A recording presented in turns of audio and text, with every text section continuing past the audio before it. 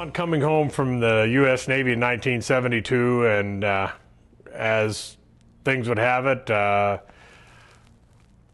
need a little time to blow off some steam, so I got involved in dirt bike riding and motorcycles, and I enjoyed it. Of course, around here there's a lot of log roads and things you could ride. There was some trail riding and things of that sort.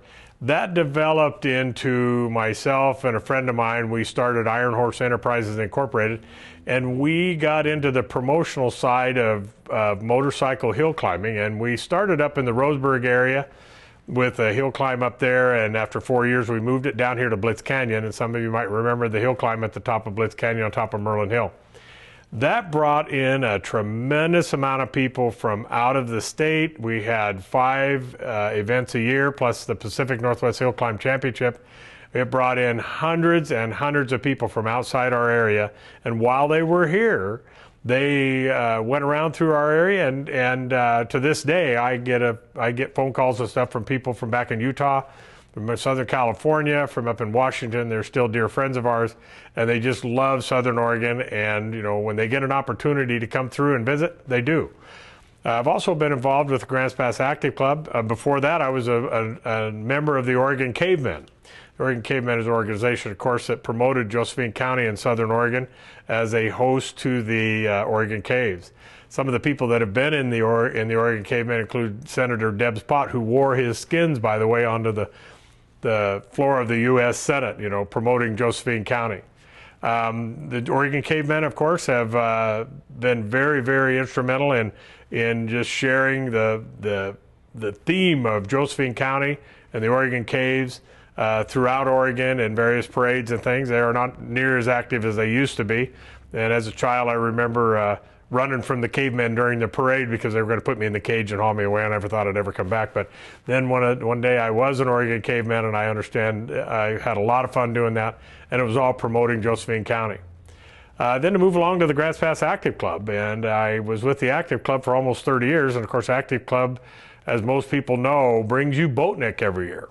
And when I joined the club was turning hamburgers down at Riverside Park in order to offset the $1,250 that the club borrowed from Southern Oregon Bank for the race purse.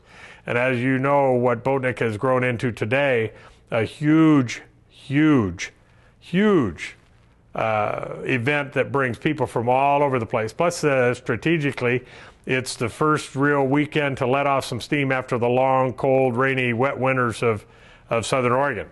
So I've been very, very happy to have been involved with the Grants Pass Active Club. It also gave me an opportunity from the promotional side to be involved in a little bit of risk-taking by the club to say, what are you going to try this year? Let's try that. Let's not try this.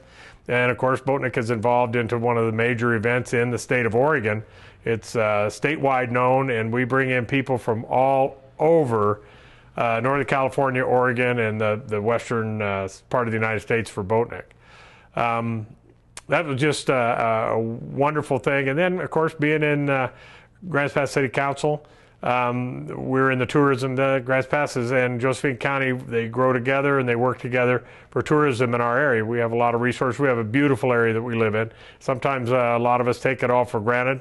I probably haven't done everything I should have done. A lot of people that move here just find this place the most beautiful place in the whole wide world.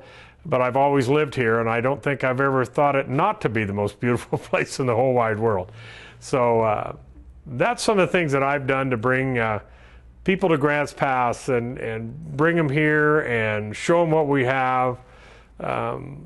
Brag a little bit. This is a beautiful, beautiful, beautiful section of the United States of America. And I just can't say enough about it. And obviously, I've lived here for all my life, and there's probably a real good reason why I did that.